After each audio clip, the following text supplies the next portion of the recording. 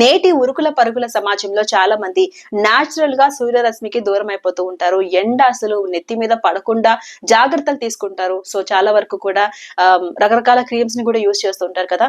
So ప్రతి ఒక్కరికి vitamin D importance తెలుసు కదా. వైటమిన్ డి అమ్మాయికి గానీ అబ్బాయికి గానీ ఎంత ఇంపార్టెంటో మనందరికీ తెలుసు. అయితే సహజంగా దొరికే ఆ వైటమిన్ డి కి ప్రతి ఒక్కరు దూరం అవుతున్నారు. దానివల్ల అనేక రకాల హెల్త్ ఇష్యూస్ కి దగ్గర అవుతున్నారు అని చెప్తున్నారు ఎక్స్పర్ట్స్. సో అయితే వైటమిన్ డి ఎక్కువగా సూర్యరశ్మిలో మనకి సహజంగా దొరుకుతుంది అంటారు. అయితే ఏ టైం నుంచి ఏ టైంలో మనం అక్కడ నించోవాలి, ఎంతసేపు నించోవాలి, ఇది ఎవరికి కూడా క్లారిటీ ఉండదు. ఇవాళ మనం తెలుసుకునే ప్రయత్నం చేద్దాం.